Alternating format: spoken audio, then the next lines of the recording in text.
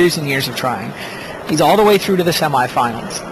He's got Gaddock Teague, Wiltleaf Liege, and a Bird of Paradise in play. So his creatures are big, but he's staring across at Luis Scott Vargas, who's got Cloud Goat Ranger with his Kithkin buddies. Also, a Bitter Blossom that's spitting out Liege number 2. Fairy Rogue tokens. Wiltleaf Liege number 2 means those creatures are even bigger. That first one heads in. Only Wiltleaf Liege. As a 6/6, right? Right. But it's going to... Luis is going to want to block to kill that, I would think. I think he's going to pump the Cloud Goat Ranger. Right. Cloud Goat and 1 token. Yep. Pump. Total is 6 power. Yep. Left himself pretty vulnerable to a Nameless Inversion there, but... What's he going to do? Not block? Yeah. And now here's Rock's Warm-Up. Yeah, I don't think Luis has any choice there. It's like, I mean, how vulnerable is he? He loses his Cloud Goat Ranger, but he's still got a bunch of tokens to chump with. And whatever's tucked away under those... Exactly. Windburst Kites is going to get activated now. There's 2 of them on Luis' side of the board. Interesting. Is he going to tap mana for something else? Finks. Pre-combat Kitchen Finks. Yep. Pre-combat Knight of Metagrain. He's not attacking. Take 1. Huh. Go. That's interesting. Don't know what the quality of the cards under the heights are. Or whether they've been turned off by a Gaddock Teague. Right. Could easily be that he's got, like, you know, an Ajani and a Rathagot under there.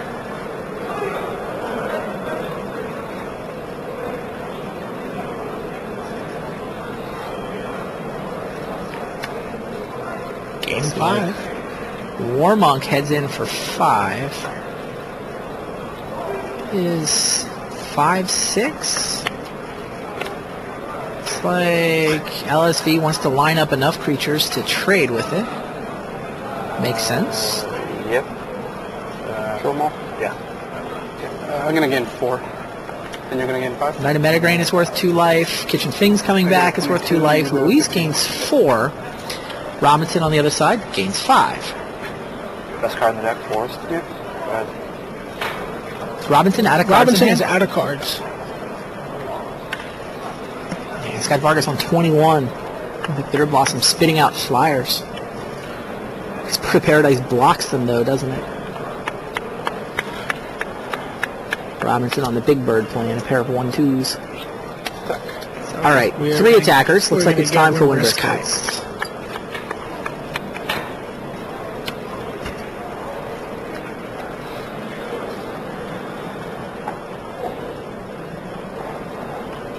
Seems like Robinson should block with his birds, right? Block all 3 of them, in fact. Take 1.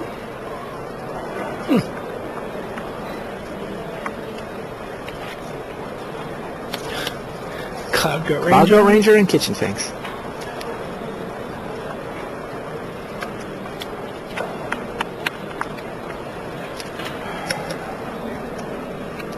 He seems somewhat back on his heels here, despite seeming like he's in control on the board. Good.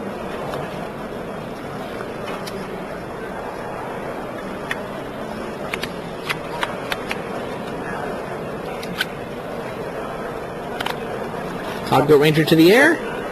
Yes, Cloud Goat Ranger to the air.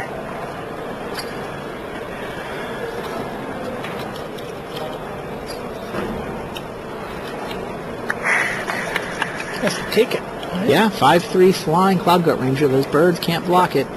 Not and live to tell. 9. Go. Robinson down to 9.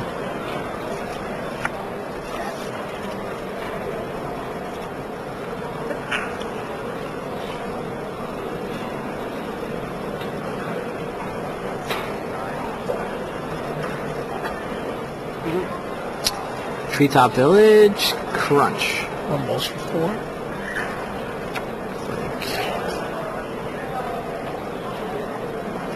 Kitchen Finks and a Fairy Rogue step in front. 3 and 1. Okay. 4 power Treetop Village thanks to the Wiltleaf Liege. Gets to kill both of them. So chooses But not of to course the trample. Kitchen Finks comes back. Yeah, he chose not to trample. That's true. Dealt 3 to the Finks.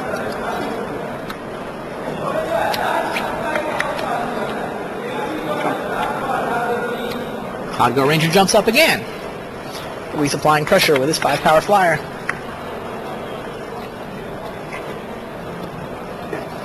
Time for the Bird of Paradise Chump Parade to begin.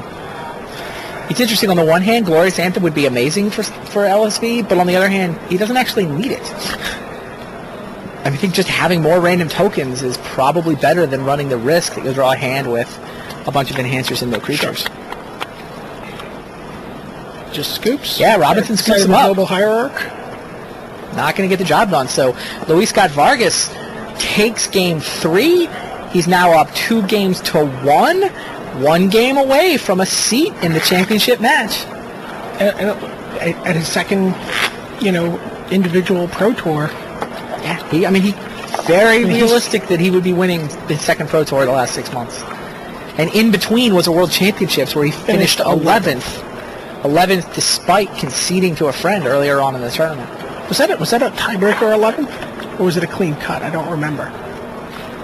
I think it was clean. It was clean for Worlds, yeah. But again, an 11th place at a Pro Tour is nothing to sneeze at. But, it seems like a disappointment when you're... Speaking of 11th at Pro Tours, Martin Yuza. Yeah, I've been so impressed with him. We definitely need to pay him a little more attention. It's true. He's just keeps winning. Keeps winning, keeps finishing top 16, top 24. Is going to be going to all the events. Although he was a little disheartened. He was like, I got off to a good start. I want to go to all the events, but Luis Scott Vargas might have 35 pro points at the end of this weekend. He's like, there are people who had great seasons last year who didn't end up with 35 pro points. It's almost March.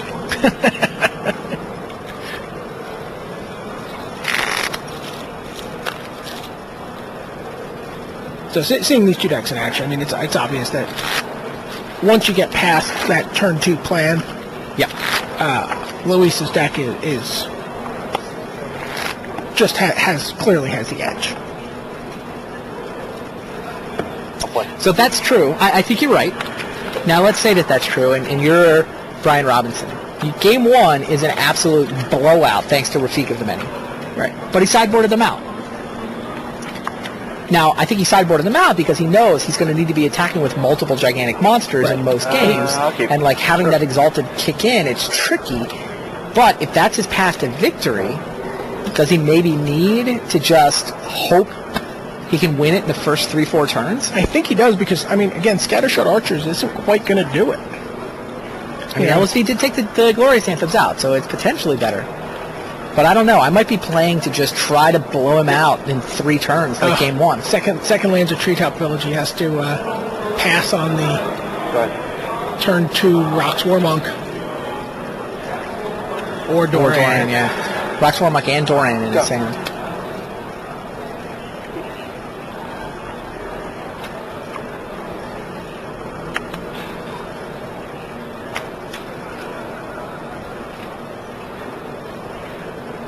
It's funny. Doran. If you go Doran here and then attack with the bird between the Exalted and the Doran ability, I think it hits for 3, right? I guess it's just 2. But still fun. No. He's keeping his Path to Exile mana up. Interesting.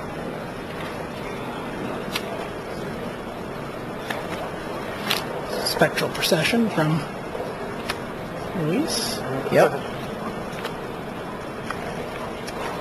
Does not Path to Exile the Knight of Metagrain.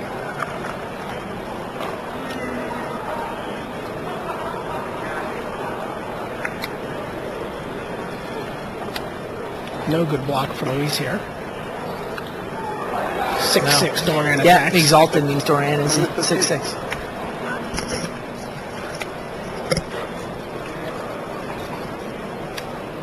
And there is the Rox Warmonk. Then another bird.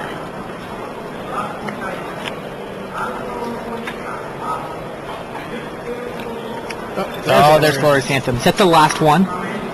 The only Glorious Anthem in his deck.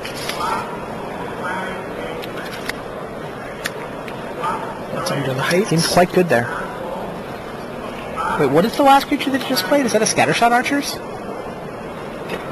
It is a Yeah, it was a scatter shot archer. So it's off the top of the screen. It's hard to see, but that Glorious Anthem was in fact really important there. All those flyers were about to die to the scatter shot archers. Go.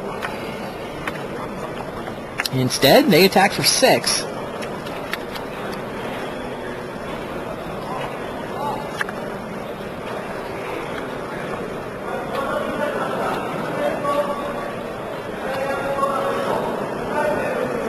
Meanwhile, on the back table, 1-0 to Yamamoto. Takes game 1 from Gabriel Nassif. That means Nassif's going to win the next 9 games. Yeah, Yamamoto believed himself to be a giant dog.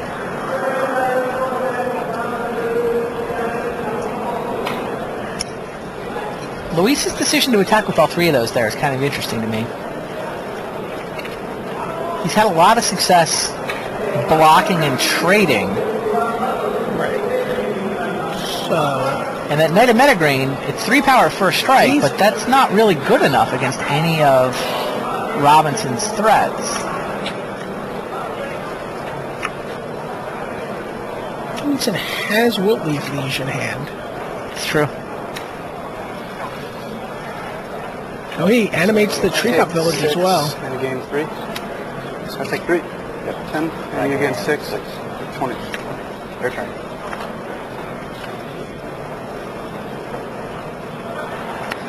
Oh, there's the... Yeah, he Oh, he didn't Wiltleaf animate the Liege. Treetop Village. I played Wiltleaf Liege. That makes sense.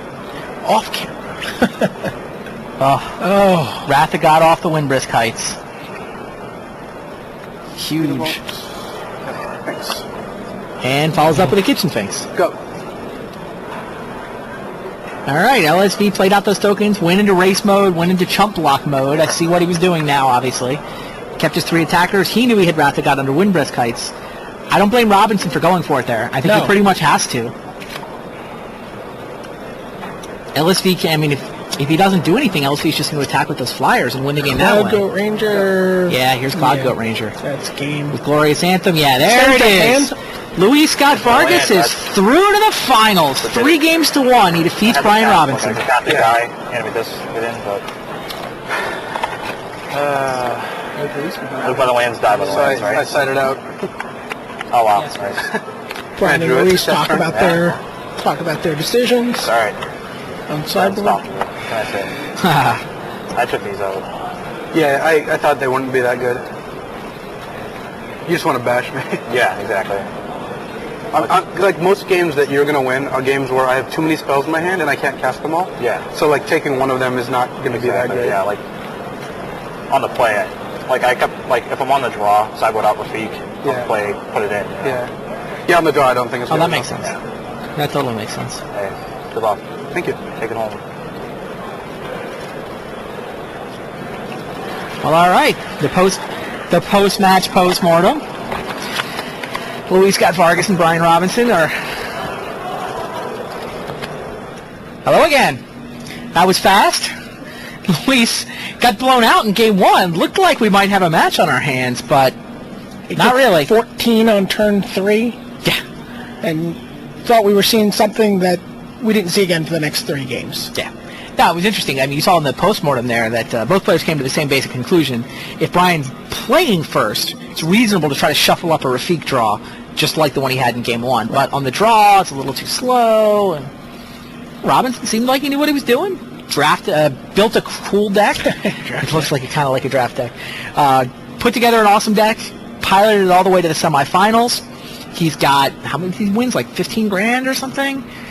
First Pro Tour ever. He takes home some nice 5-digit number worth of dollars. Gets himself invited to Hawaii. He should be, he's got 16 pro points for that 3rd place finish.